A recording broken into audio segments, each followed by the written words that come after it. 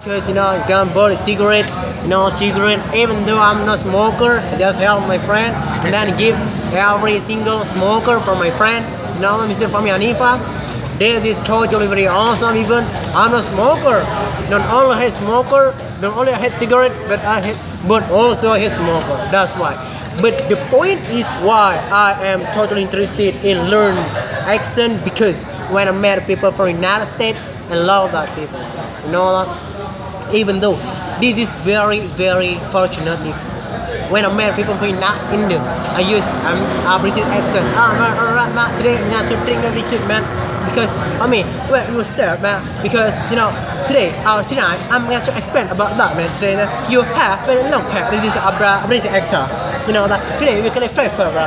But when I met people from United States, I use sometimes your redneck accent. Because I love that. Because my best friend, my best lecturer, Mr. Fahmi Hanifa, he just, I couldn't mean that. He always bring me my life. Alright, thank you, man.